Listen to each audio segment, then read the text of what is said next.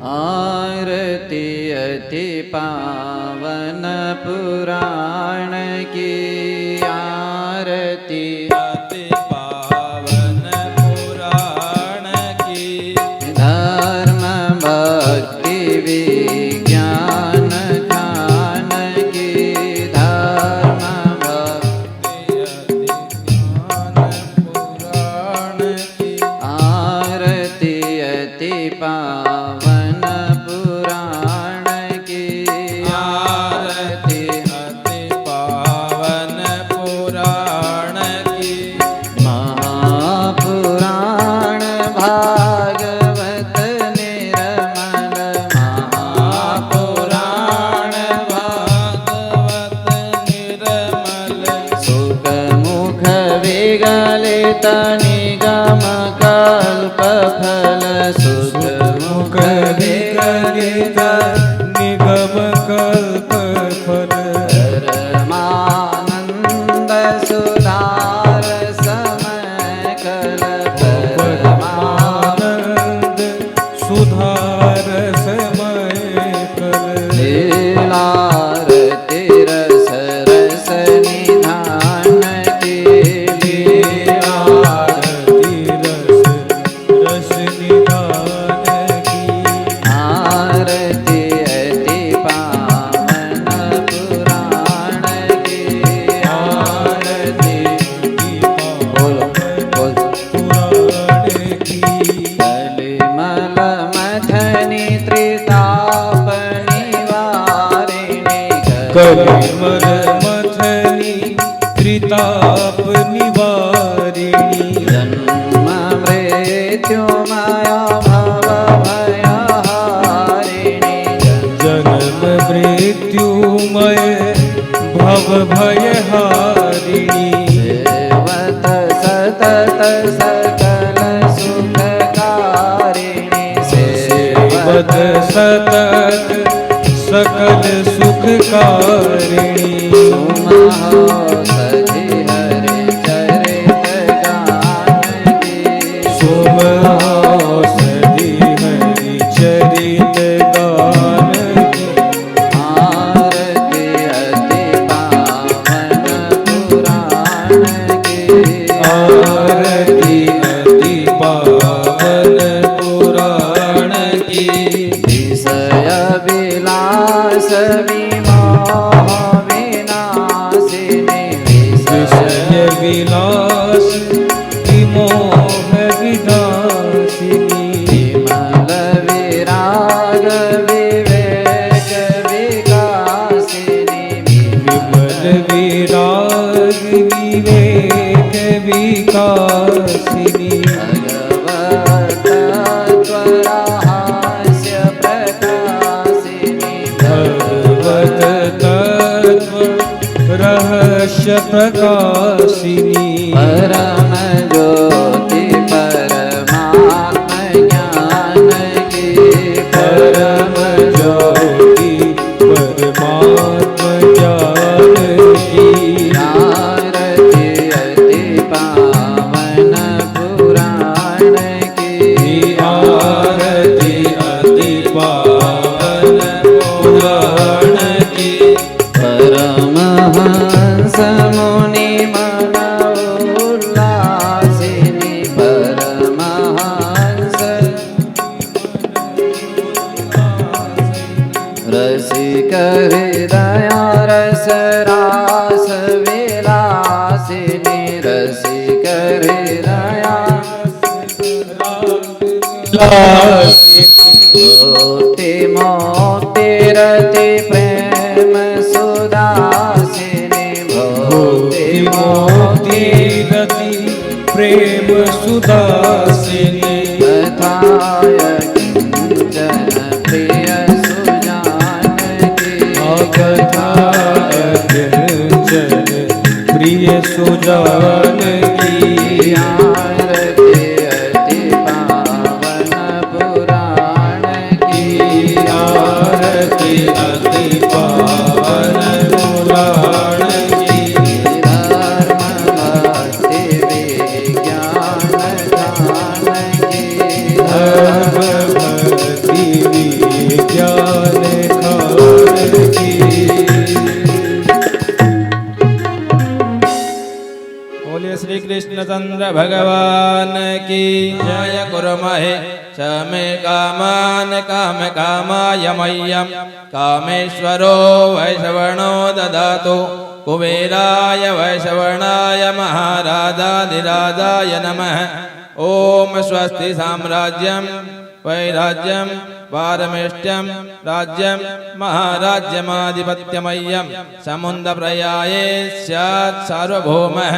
सर्वायुगान्धादापरार्धात् पृथिवी समुद्रप्रयन्ताय एकरारिति तदप्येष श्लोको अभिगितो मरुतः परिवेष्टारो मरुतस्यावसन्गृहे आवीक्षितस्य कामप्रेर विश्वे देवा शभाषत।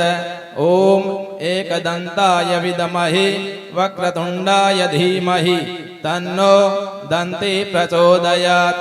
नारायणाय विद्महे वासुदेवाय धीमहि तन्नो विष्णुः प्रचोदयात्।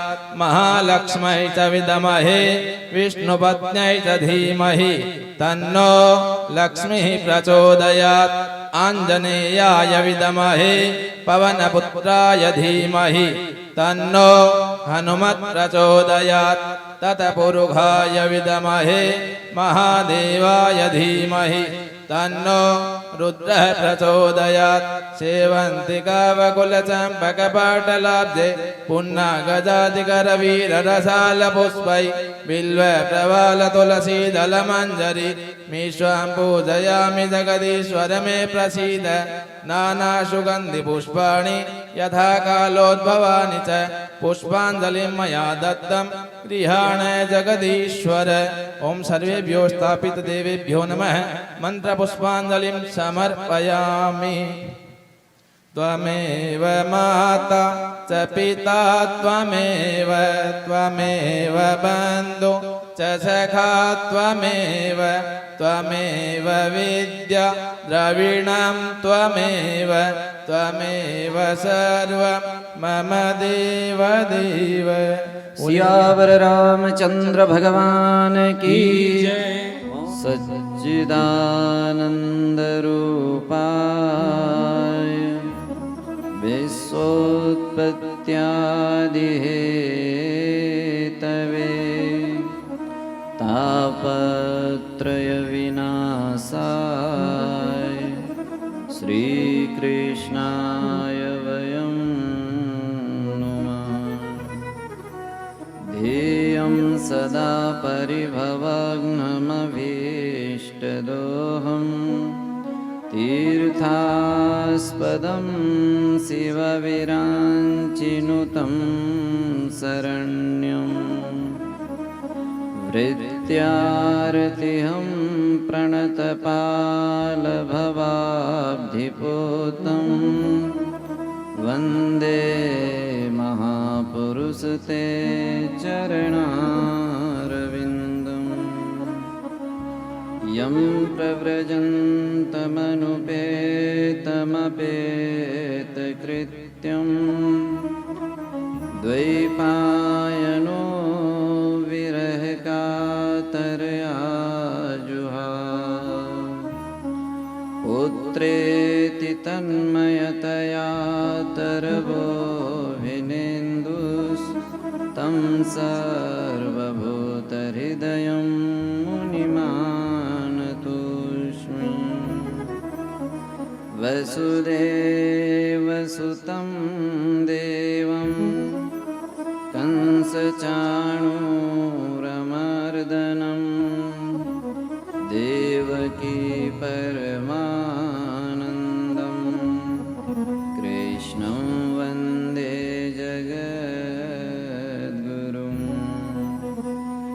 नारायणं नमस्कृत्य नरं चैव नरोत्तमं देवीं सरस्वतीं व्यासं ततो जयमुदीरये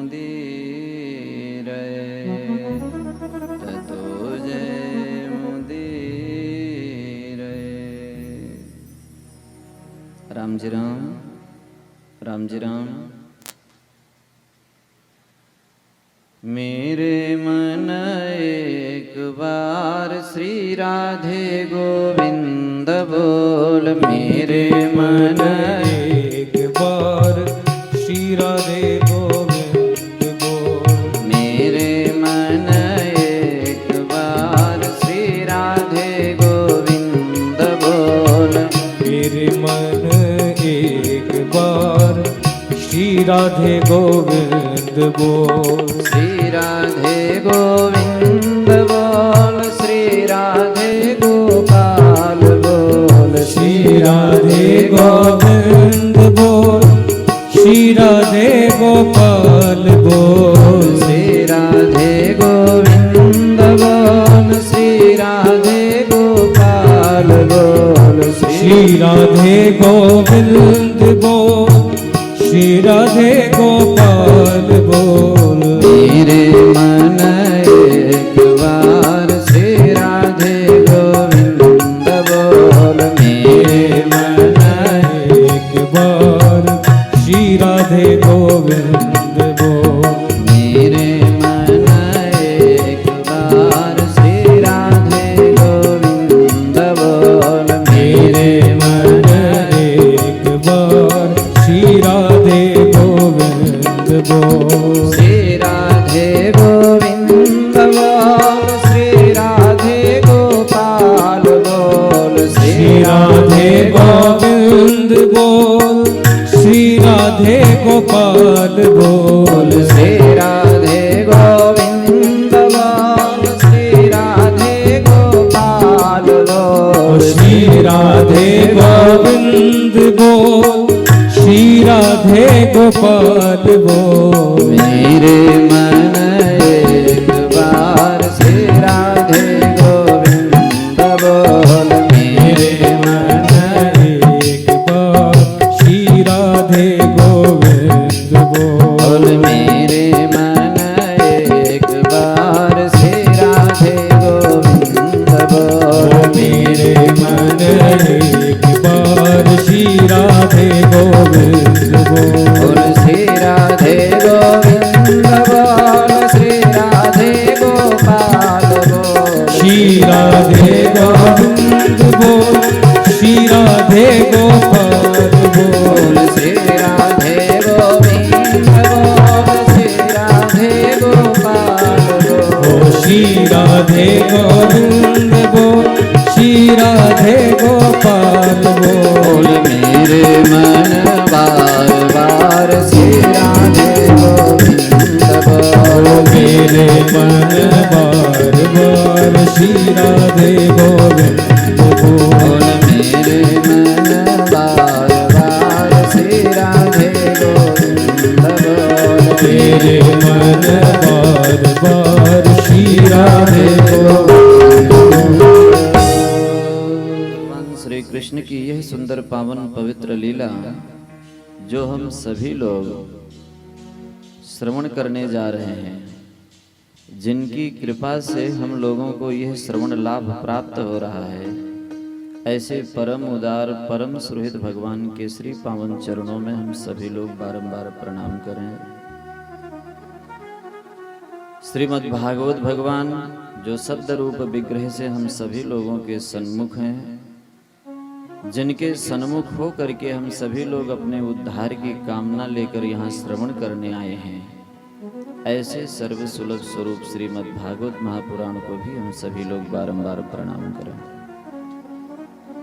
जिन संतों की कृपा से, जिन भक्तों की कृपा से हम सभी लोगों को यह ज्ञान हुआ कि भगवत प्राप्ति ही मनुष्य जीवन का अंतिम लक्ष्य है, जिनके संग से, जिनके दर्शन से हमारे मन में एक अभिलाषा उठी कि हम भी भगवत दर्शन करें, भगवत प्राप्ति करें, ऐसे संत महापुरुषों को भी हम सभी लोग बारंबार प्रणाम करें, बार बार प्रार्थना करें कि हे प्रभु, जैसे आपके संतों का जीवन, आपके भक्तों का जीवन आपको समर्पित है, ऐसे हम सभी लोगों का भी जीवन आपके चरणों में समर्पित हो जाए।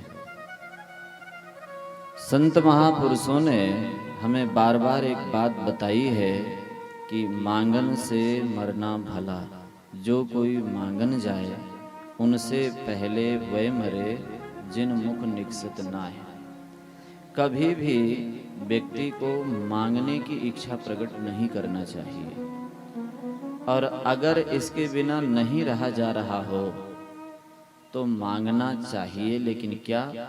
भगवान की भक्ति, इसके सिवा कुछ नहीं मांगना चाहिए। क्योंकि भगवान सब कुछ बिना मांगे देते हैं, लेकिन भक्ति मांगने पर ही देते हैं।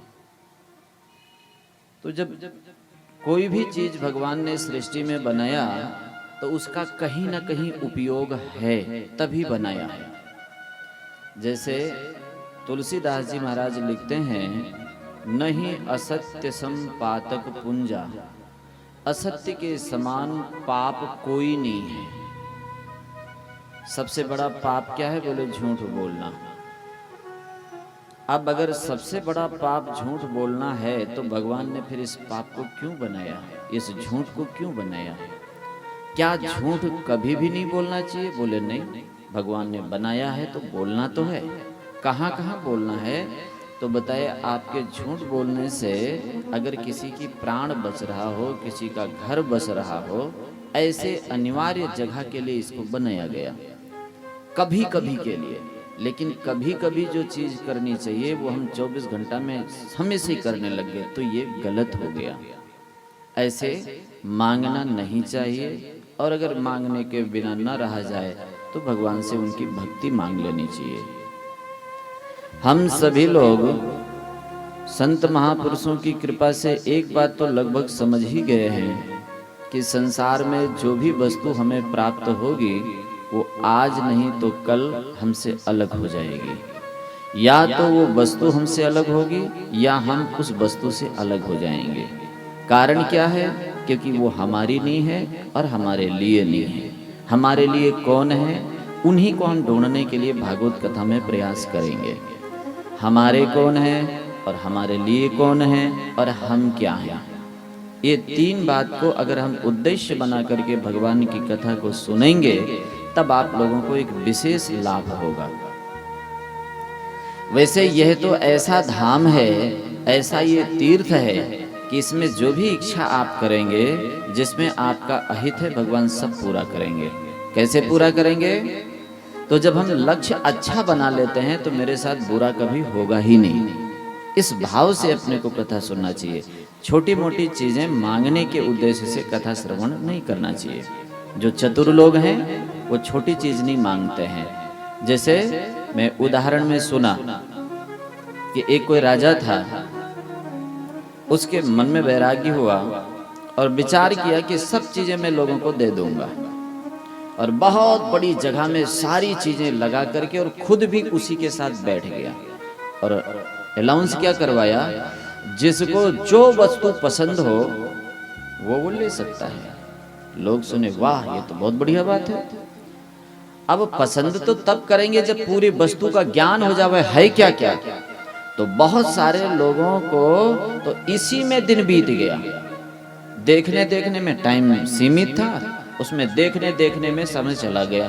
कोई कुछ पसंद कर रहे हैं, कोई कुछ पसंद कर रहे हैं। एक बाबा जी को भी पता लगा कि यहाँ ऐसी बात है, तो उन्होंने पूरा से पता करवाया। बात क्या है? बोले राजा समेत जो जिसको पसंद में आवे वो ले जाओ, वो भी बैठा हुआ है। अब वो सारे सामान देखने नहीं गए, ये बस पता लगा लिया ये सामान है किसका, बोले इसी राजा का, और जा करके उसी के सिर पर हाथ रख दिया। बोले ये मेरे को पसंद है। बोले ये पसंद है आपको? इनसे क्या मिलेगा, ये तो खुद ही सबको देने के लिए। बोले मेरे को यही पसंद है। राजा ऊपर से नीचे देखा, बोले तुम्हारी पसंद सही है, बस खबरदार अब कोई मत लेना, मैं इनका हो चुका हूं तो मेरी सारी संपत्ति भी इनकी हो गई। क्या हो गई? आप विचार करके देखें। अगर पसंद करने की बात आवे तो जिसकी सारी संपत्ति उनको करना चाहिए कि एक एक, हम लोग एक एक के चक्कर में हैं। ये भी आज हम सुनेंगे इसमें। तो एक एक नहीं, जब पता लग जाए कि इनके मालिक कौन है, उनको पसंद करते ही सारी चीज हो जावे। ये भी आज अपने लोग हम कथा में ये भी सुनेंगे। कल हम लोगों ने देखा भागवत के महात्मा की कथा और इसके बाद में भागवत की शुरुआत और सृष्टि का वर्णन, भगवान के 24 अवतारों का संक्षिप्त वर्णन, और इसके बाद नारद जी का चरित्र, व्यास जी का भागवत रचना, और फिर सुखदेव जी महाराज के जन्म की कथा। सुखदेव जी के जन्म की कथा में जब भोलेनाथ ने देख लिया कि अमर कथा सुन ही लिया है, अब तो नहीं होगा, भगवान की कृपा से श्री सुखदेव जी महाराज बहुत समय गर्भावस्था में रहे। जब व्यास जी कहते आ जाओ तो बोलते नहीं, देवी हैसा गुणमयी मम माया दुरत्तया, ये बहुत दुस्तर माया है, जैसे मैं जन्मूंगा माया मेरे को घेर लेगी और कहने लग जाएंगे ये मेरा है, ये मेरा है, ये मेरा है, मैं नहीं जन्मूंगा, मैं यही ठीक हूं। प्रार्थना किया है, भगवान से प्रार्थना किया है, सुखदेव जी महाराज जन्म करके चले गए। इधर परीक्षित जी के विषय में जब कहा गया कि इनको तो श्राप लगा और ये गंगा जी के किनारे बैठ करके वही सुखदेव जी महाराज से भागवत सुन रहे हैं जो इतने वैराग्यवान, आखिर ये परीक्षित जी को सुखदेव जी मिलने का क्या कारण है? तो सच्ची बात तो आप लोग सुने कल कि पहले से सब तय है, बस अपने भगवान के विधान पर विश्वास करके आगे बढ़ते रहें। श्री परीक्षित जी के जन्म की कथा की जब बात आई है तो बड़ी विस्तार से इनके जन्म की कथा भागवत जी में सुनाई गई है। कहां से शुरू किया कि जब कौरव और पांडवों का युद्ध हो रहा था, जिनमें 18 अक्षौणी सेना, एक तरफ 11 और एक तरफ 7 आमने सामने होकर के मर मिटी, बहुत कम लोग बचे। दुर्योधन और भीमसेन के जो गदा युद्ध है, इससे निर्णय होना था महाभारत का विजय। भीमसेन पहले से प्रतिज्ञा कर चुके हैं कि जिस जांग पर तुमने द्रौपदी को सभा में निर्लज्ज करना चाहा था, उस जांग को मैं तोड़ दूंगा, ये प्रतिज्ञा है। और इसी प्रतिज्ञा के लिए दुर्योधन कच्चा पड़ता था, और एक दिन अपने माँ से जब बताया, और माँ भी चिंतित थी कि उनके साथ भगवान है, उनका वचन खाली जाएगा नहीं। बेटे से ये भी कह दिया कि मैं जब से सुनी हूं कि तुम्हारे पिता अंधे हैं, तब से मैंने संसार नहीं देखा है, क्योंकि एक पतिव्रता स्त्री का कर्तव्य होता है कि जो सुख पति नहीं ले रहा है उसे पत्नी ना ले। मैं उसका पालन करके अपने पतिव्रत धर्म में अनुष्ठित होकर के इस पट्टी को बांधा, मैंने नहीं देखा है, लेकिन तुम मेरा ज्येष्ठ पुत्र है और मुझे चिंता खाई जाती है, तुम्हें भीमसेन के हाथ मरना होगा, इसलिए तुम निर्वस्त्र होकर के एक बार मेरे सामने आ जाना, मैं तुम्हारे लिए अपने आंख की पट्टी तक खोल दूंगी। परम सती थी ये, पतिव्रता थी। और जब आज दुर्योधन गए और इतनी आंख में तेज थी कि सारा शरीर वज्र का हो जाता, ठाकुर जी पहुंच गए अपने भक्त के वचन को निभाने के लिए, केले का पत्ता लपेटवा दिया उसके, शर्म नहीं आएगी तुमको? और जब आज उन्होंने पट्टी खोली और देखा, तब रो पड़ी। विधाता जो करना चाहते हैं वो करेंगे ही, तो किसके बातों में आकर के ये काम कर लिया? तेरा इतना शरीर कच्चा रहा। और वहीं पर उस युद्ध में भीमसेन ने वार करके वो जांघ तोड़ दिया है। कल्पना करें आप, हम लोग कथा सुनने आए हैं उद्धार के लिए, और कितनी विचित्र बात है, मरने मारने की कथा ही भरी पड़ी है इसमें। परीक्षित जी कोई सुखी होकर के कथा सुनने बैठे हैं क्या? अंदर से तो वो सुखी है ही हैं, लेकिन परिस्थिति श्राप मिल चुकी है। किस लिए? जो सांप लगा है, आज से 7वें दिन आपकी मृत्यु होगी। इधर परीक्षित जी का जन्म की कथा भी यहीं से शुरू हुई है, जांघ तोड़ दिया गया और वो तड़फ रहा है। इसके बाद अश्वत्थामा, जब ये दशा देखी तो वो रो पड़े, जिसके पास में 11 अक्षौणी सेना थी। समय तो देखो, आज जिंदे जी उसका मांस नोच नोच खाने के लिए सियार और पक्षी लोग आक्रमण कर रहे हैं, और वो अपनी रक्षा तक नहीं कर पा रहा है। और आज से पहले वो 11 अक्षौणी सेना, करोड़ों की संख्या में लोग उसके इशारे पर मर मिटे, और आज उसकी दशा देख लो समय। इसको देख करके जब ये रोने लगे अश्वत्थामा, और रोते हुए दुर्योधन से पूछा कि दुर्योधन, अब किस आशा में तुम जी रहे हो? अभी भी कोई आशा बाकी है? तुम्हें तो मृत्यु सैया मिली है, स्वीकार करो ना। क्या दुख है? जांग टूट गया? बोले नहीं। हार हो गई? बोले नहीं। ये रणभूमि है ही ऐसी है, विजय किसी की बपौती नहीं है। यहां तो हार जीत होती है, इसका दुख नहीं है मुझे। बोले फिर क्या दुख है? बोले हम 100 भाई थे और एक भी नहीं बचे, और वो 5 थे, उनमें से एक भी कम नहीं हुए, इस बात का दुख है मुझे। बोले अगर ऐसी बात है तो अभी मैं जीवित हूं, मेरा आप सेनापति के पद पर, आप मेरे राजा हैं, मेरा अभिषेक करें। अपने रक्त से दुर्योधन ने अश्वत्थामा को सेनापति बनाया। और ये जब चले, विचार करने लगे कि हम किस तरह से इनको मारें, क्योंकि जब 11 अक्षौणी सेना इन पांडवों का बाल बांका नहीं कर सकी, जिनके रक्षक स्वयं द्वारिकाधीश हैं, वो आज भी उन्हीं के साथ हैं। मैं उठाया तो कैसे करूं? एक बड़ के नीचे खड़े खड़े यही विचार कर रहे थे। और उसी समय उन्होंने देखा क्या कि एक उल्लू आया और उसने बलवान कौओं को मार मार करके घोंसले से नीचे गिराने लगा। उल्लू और कभी कौवे से जीतता, लेकिन वो कौवे अंधेरे में देख नहीं सकते, नींद के बस थे। इन दोनों में यही बैर है, कौवा को रात में नहीं दिखता है और उल्लू को। अच्छा, इनका आपस में बैर कैसे हुआ? तो सारी लड़ाइयां पूरे सृष्टि की वर्चस्व को लेके ही रहा है। मैंने सुना कथा कि एक बार पक्षियों में आपस में समाज बैठाया और अपने अपने सुख दुख कहने लग गए, तो विचार हुआ कि जिसको हमने राजा बनाया, पक्षियों के राजा कौन है? गरुण जी। वो हमारी कभी सुध ही तो लेते नहीं है, तो एक काम करते हैं, अपने दूसरे राजा को ही नियुक्त कर ले। तो किसको बनावें? तो गरुण भगवान नारायण के वाहन है, विष्णु के। उसी समय उल्लू ने कहा वो भी विशाल का है। बोले वो नहीं, छुट्टी में रहते हैं, तो मैं खाली रहता हूं, मैं लक्ष्मी की सवारी हूं, मैं भी उसी घराने से जुड़ा हुआ हूं। वो दोनों उस पर चले जाते हैं, मैं खाली रहता हूं, हमें बना लो। लगभग सहमति बन गई थी। तब तक कौवे ने बीच में बोल दिया, बोले ये भी वहीं के हैं, और जब हमें दिखता है तब इनको नहीं दिखता है, और जब इनको दिखेगा तब हमें नहीं दिखेगा, न्याय क्या होगा हमारे साथ? ये बात भी सबके जच गई, और इसके कारण ये इनका राज्य नहीं मिला। तभी से इनका बैर आपस में हुआ, काक और उल्लू का।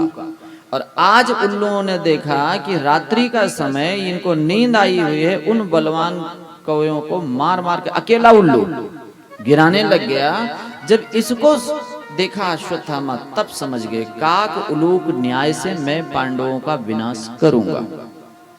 कौन सा न्याय लेंगे? काक और उल्लू वाला। समझ में आया? प्रतीक्षा करने लग गया कि जब ये नींद में सो जाएं, तब मैं इनका वध करूंगा। इधर क्या हुआ? भगवान ने पांडवों को साथ लिया। देखो, विजय की रात्रि याद रखना हमेशा जीवन में। बहुत ज्यादा जिस दिन तुम खुशी मना रहे होंगे, तैयार रखना कोई ना कोई दुख का निमंत्रण है। वो दुखी व्यक्ति को देख करके लोगों के हृदय में दया उपजती है, लेकिन तुम्हारी खुशी देख करके साधु और ईश्वर को छोड़ करके बाकी सबको जलन होती है। ये भी ध्यान रखना। बहुत कम लोग हैं जो किसी की खुशी देख सकते हैं। रामचरितमानस में उदाहरण आया है। संत कौन है? बोले दूसरे का दुख देख के दुखी हो जाएं और सुख देख करके सुखी हो जाएं, उनका नाम संत है। और एक जगह मैंने और भी एक वाक्य देखा कि बहुत सारे लोग इस बात से दुखी हैं कि अगला सुखी क्यों है। अपने दुख से इतने दुखी नहीं है जितना दूसरे के सुख से दुखी हैं वो। ये असंत के लक्षण हैं। इसलिए हे पांडव, ये विजय की रात्रि उत्सव नहीं, सावधानी की जरूरत है। जब बहुत ज्यादा घर में सुख आ जाए तो भूलो मत, सावधान रहो इसी क्षण, क्योंकि ये एक सिक्के की दो पहलू हैं, सुख और दुख। रंग बदल जाएगा ये। चलो मेरे साथ चलो। आज शिविर में खुशी नहीं मनानी है। पांडव और सात्यकी आदि को लेकर के भगवान चले गए सरोवर पर। इधर क्या हुआ? इनके जो पुत्र हैं पांचों पांडवों के, ये बड़े खुश थे। मेरे पिताजी की सैया है, वीर पिता हैं हमारे, आज इस पर हम सहन करेंगे। अपने अपने पिताजी की सैया पर बेटे लोग सो गए। हमारे शास्त्रों में आया है दूसरे का थाली का प्रयोग नहीं करना चाहिए। अपनी थाली होनी चाहिए, अपने वस्त्र होने चाहिए, अपने गहने होने चाहिए, अपने चप्पल होने चाहिए, अपनी सैया होनी चाहिए।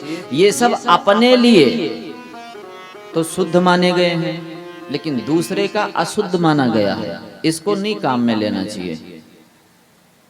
लेकिन ये इस बात का ध्यान नहीं दिए और चले गए।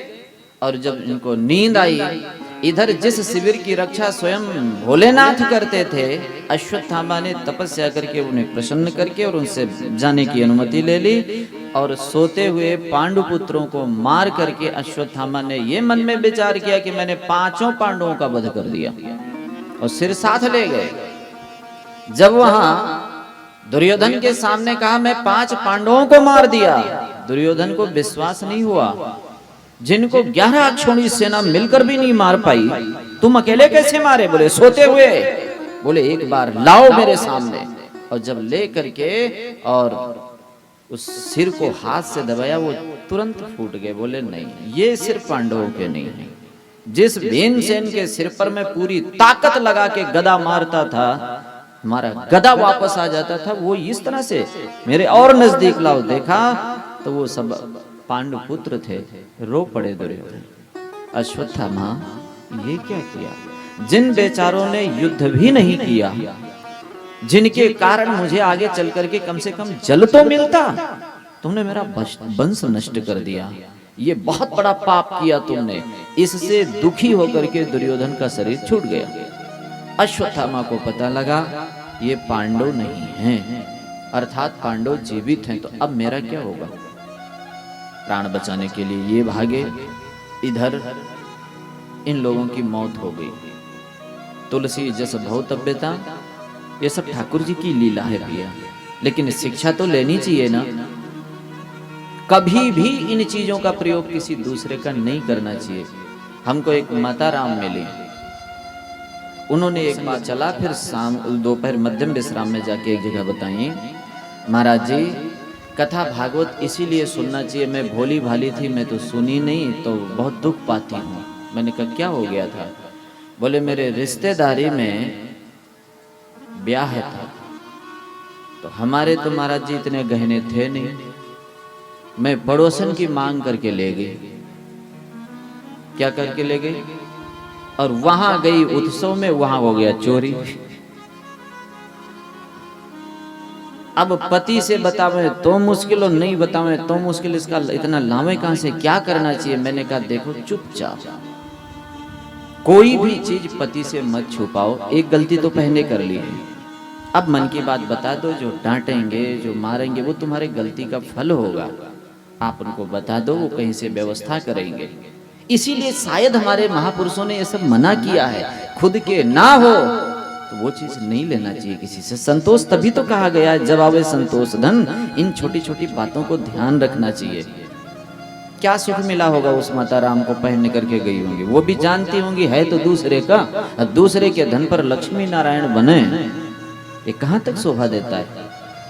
कभी भी इन चीजों का काम नहीं। अपने पास जो भी टूटा फूटा है उस चीज का काम लेना चाहिए।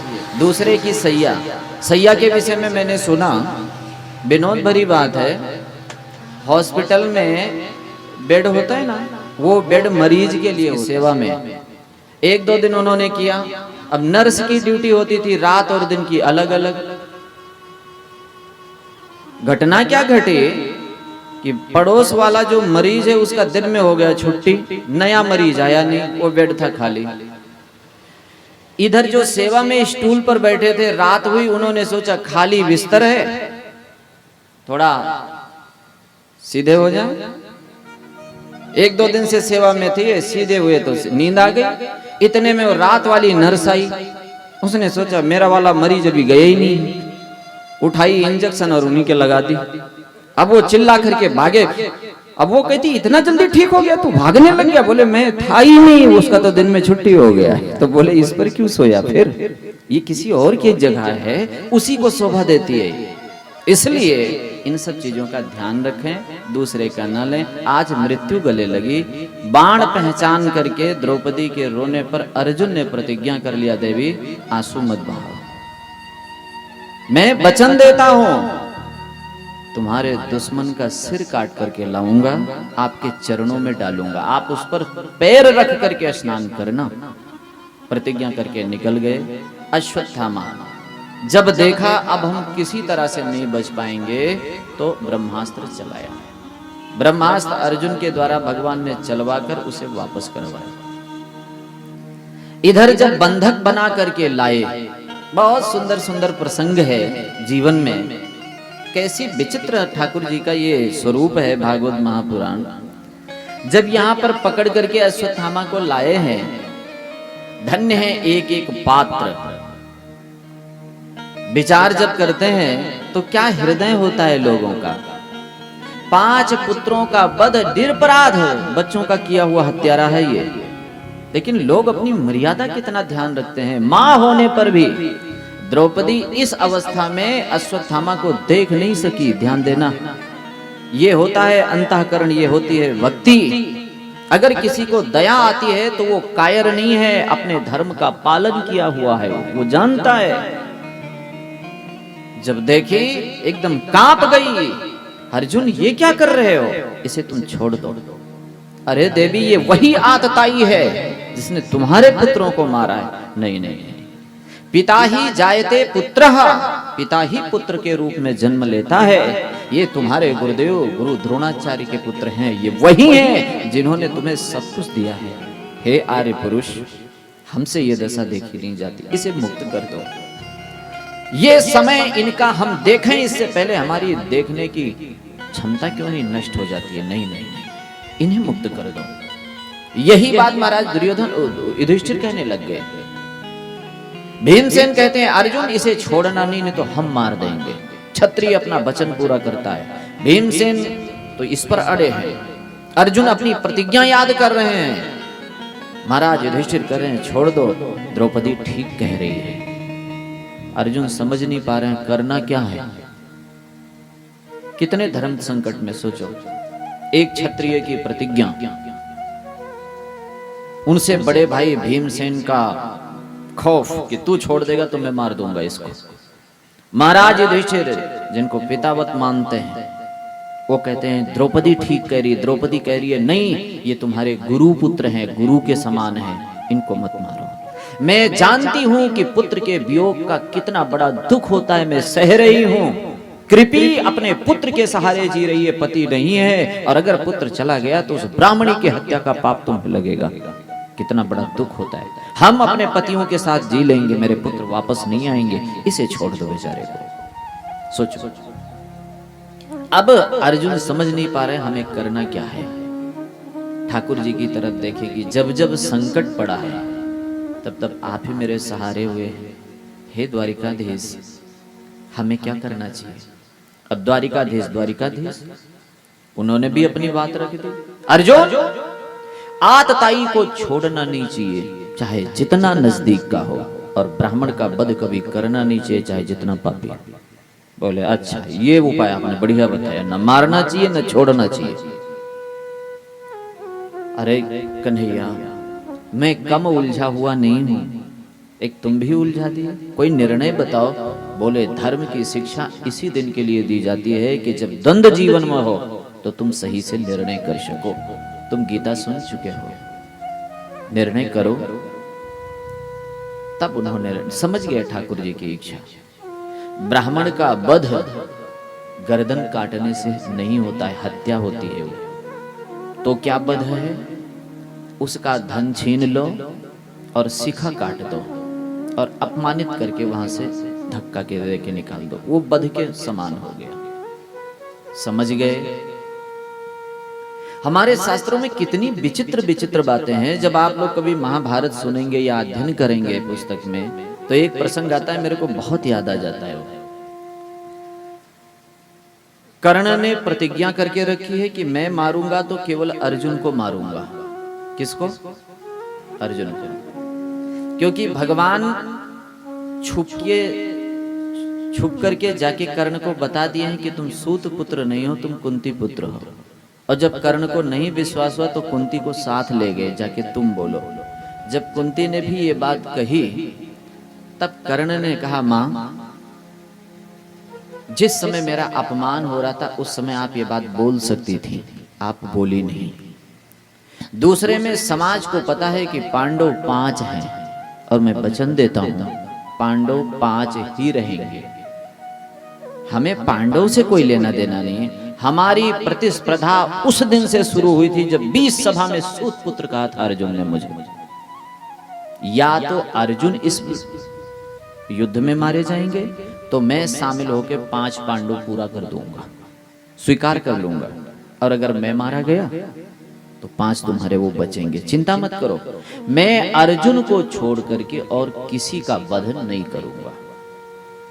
संयोग बस उस युद्ध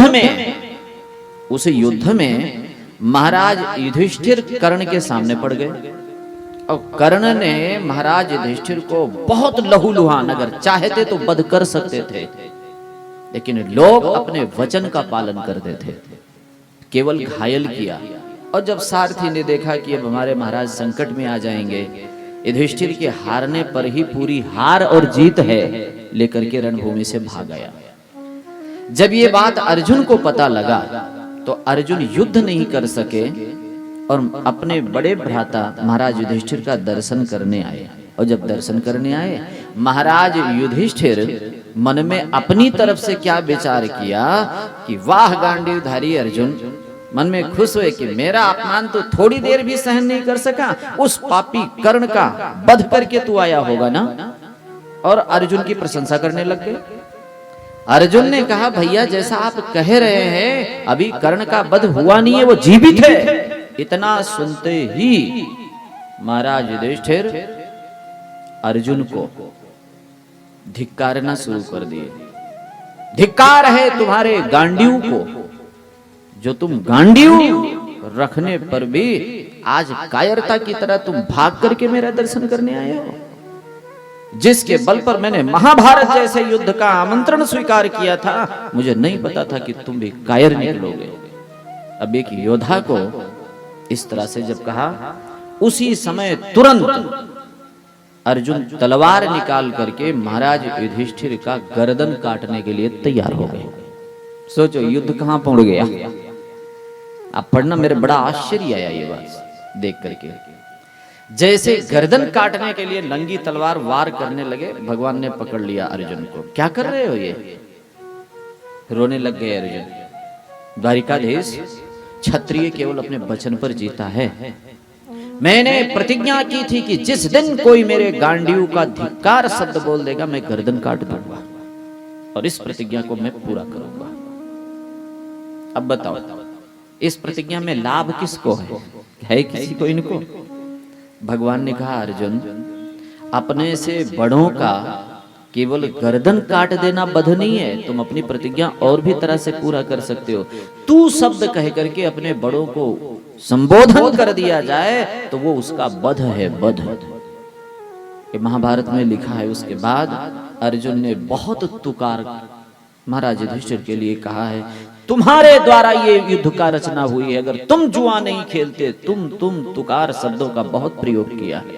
और इसके बाद अर्जुन फिर दुखी होकर के नंगी तलवार लिया और अपना गर्दन काटना शुरू किया, अपने पर वार करने लगे। फिर भगवान ने पकड़ा। अब क्या गड़बड़ हो गया?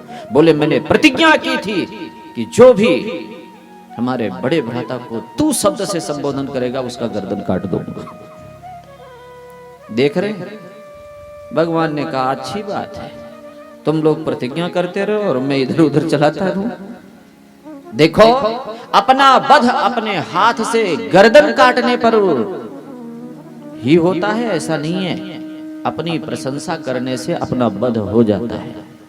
क्या कहा है? अब विचार करना। ये हम सत्संग सुनते हैं इसलिए कह रहे हैं, अपनी प्रशंसा करने पर अपना वध है वो। और अपने लोग क्या करते हैं सारा दिन? अपनी प्रशंसा और बड़ों को तुकार, और कहते हैं हम संस्कारी हैं। अपनी प्रशंसा अर्जुन ने किया है, उसके द्वारा अपना वध किया।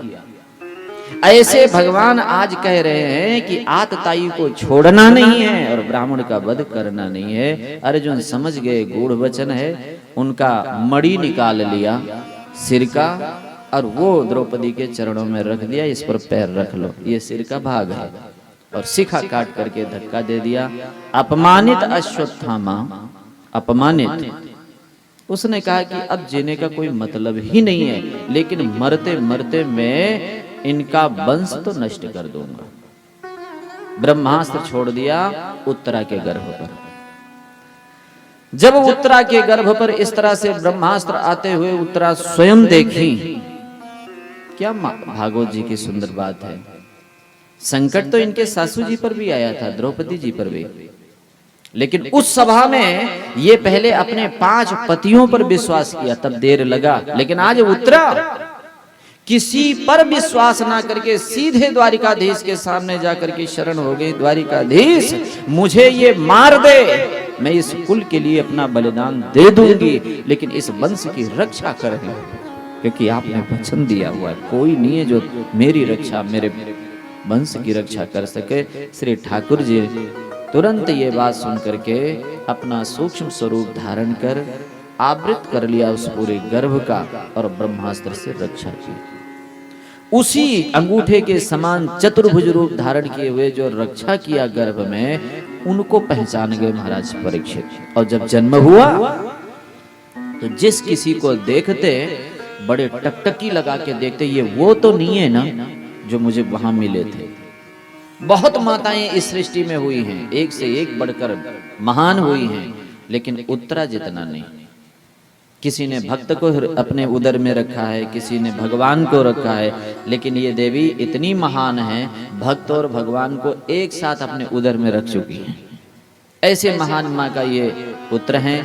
और जब देखा, वैसे इनका नाम विष्णु रात है, लेकिन जब ये सबका परीक्षण करते थे इसलिए परीक्षित नाम से ये प्रसिद्ध हुए।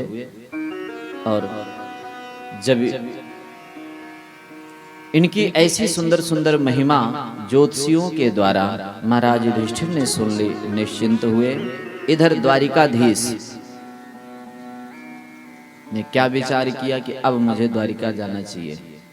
द्वारिका जाने के लिए तैयार होते हैं, इतने में कुंती जी आकर के सुंदर स्तुति किया, और उस स्तुति में सार भाग यहाँ पर बताया कि जब ठाकुर जी प्रसन्न हुए, बोले मांगो आपको क्या चाहिए, तो कहती क्या है, विपदा संतुना सस्वत तत्र तत्र जगत गुरु।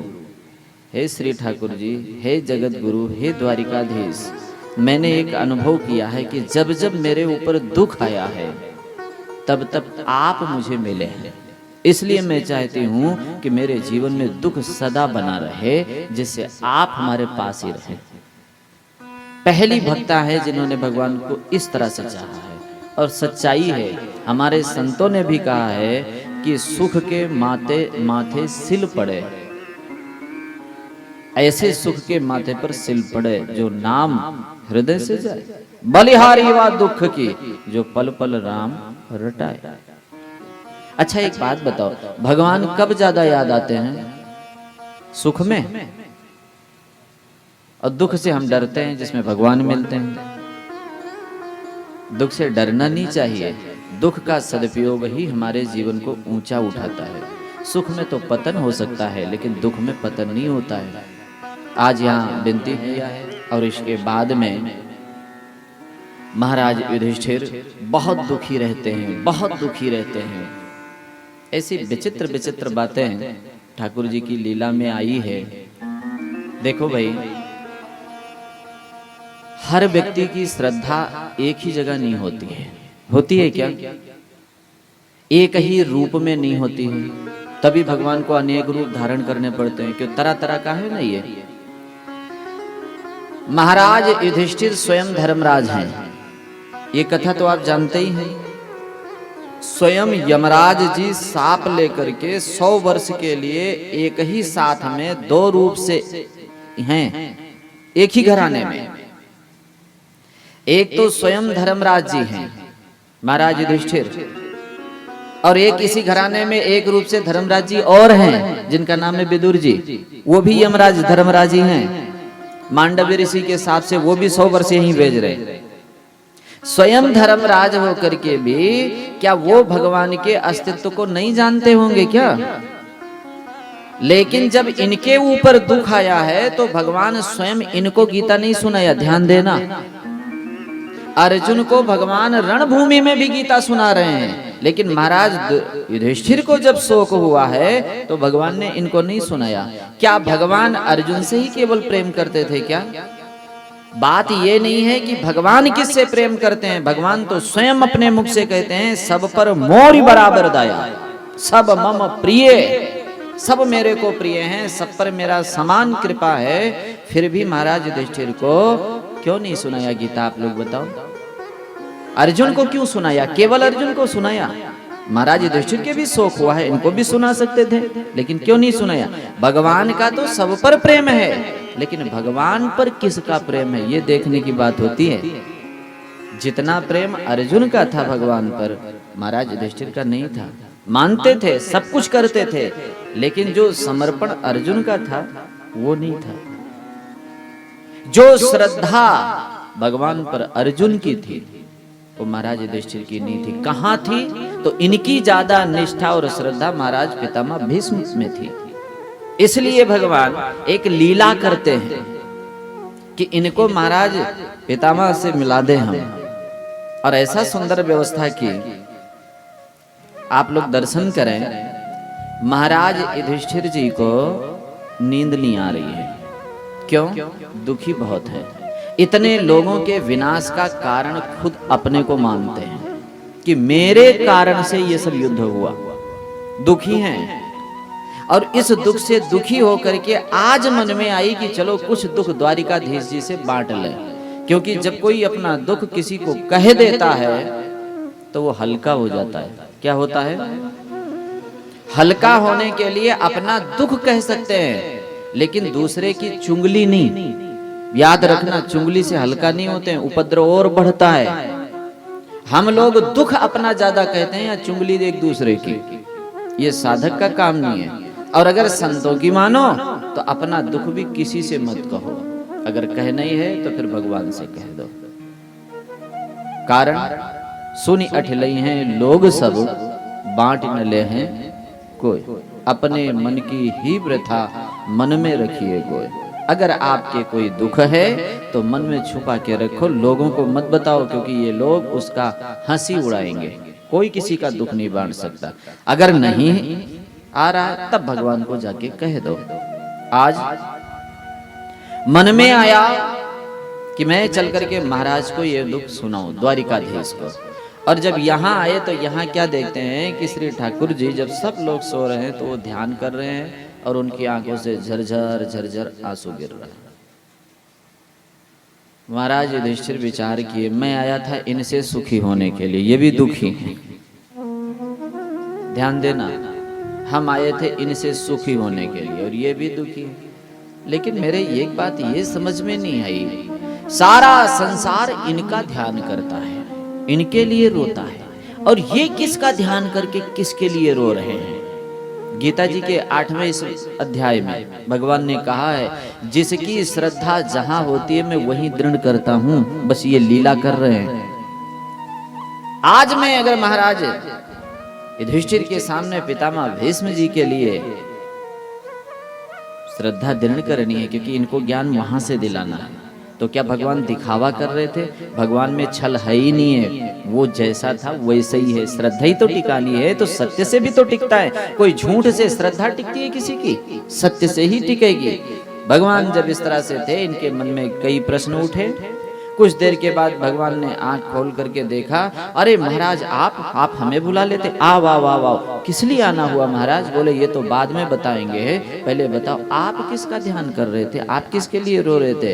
बोले हमने कहा है ना, ये यथा माम प्रपद्यन्ते तांस तथैव भजामि। हम जो मेरा ध्यान करता है मैं उसका ध्यान करता हूँ, जो मेरे लिए रोते हैं उनके लिए मैं। वो कौन बड़भागी है? बोले वो पितामह भीष्म, आज सरसैया पर पड़े हुए और वो दर्शन कर रहे हैं, मेरा चिंतन कर रहे हैं, हमारे लीलाओं को चिंतन, हमारे लीलाओं के चिंतन में वो मस्त हो रखे हैं। भगवान लीला अपने भक्तों के लिए क्या क्या करते हैं, उसी लीला को संत लोग कह करके भक्त को सुना करके भक्त सुनकर चिंतन करते हैं और वही सबसे अथाह प्रेम पैदा करता है। स्वामी जी महाराज एक लीला सुनाते थे ठाकुर जी की, आप सब लोग सुने हैं लेकिन थोड़ा ध्यान करें। दुर्योधन आज शाम का समय है, इसकी बहुत सारी सेना मार दी गई है और गुस्से में आकर के पितामह भीष्म को बहुत ज्यादा उलाहना दे रहा है और दुख दे रहा है कि आप अपने को सत्य प्रतिज्ञ कहते हैं कि इस कुर्सी की रक्षा के लिए जीवन है मेरा,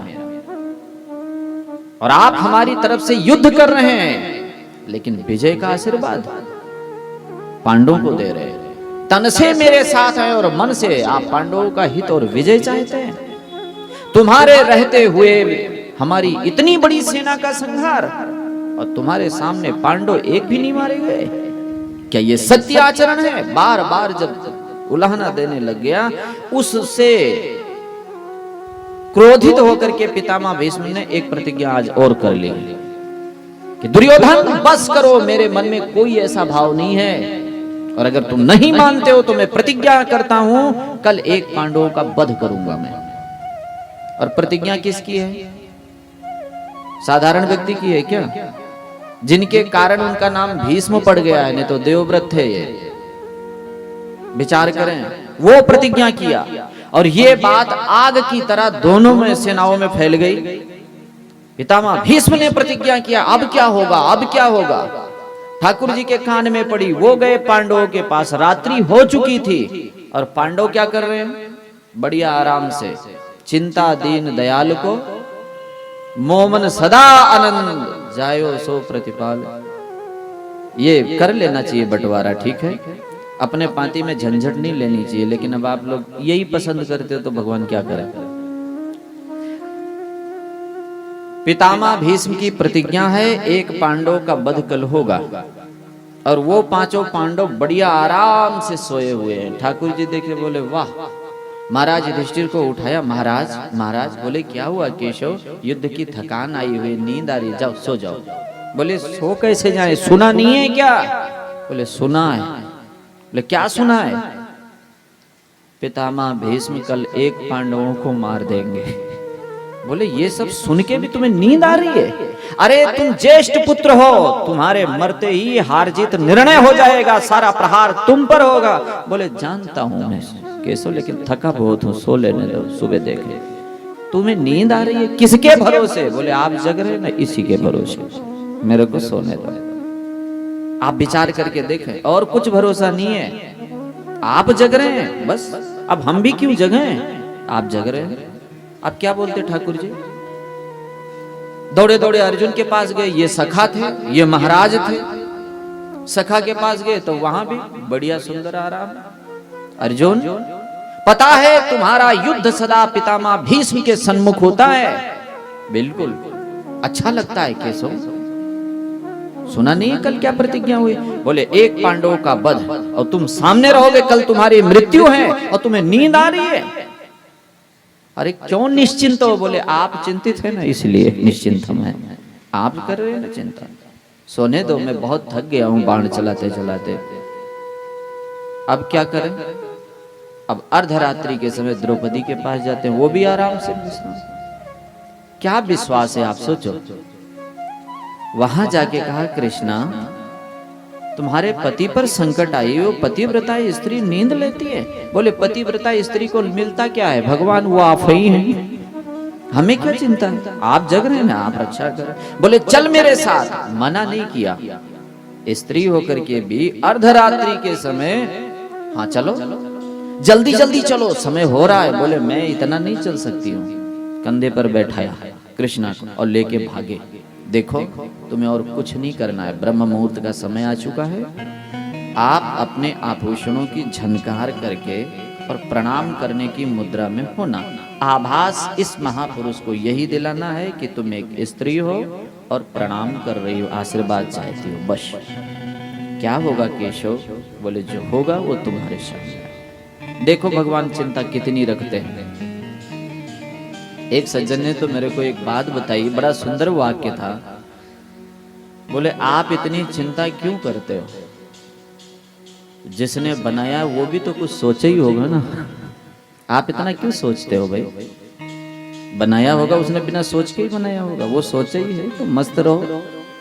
आज जब प्रणाम किया, आंख मूंदे मूंदे भगवान से प्रार्थना कर रहे थे कि मेरे प्रतिज्ञा का क्या होगा। ले तो लिया गुस्से में,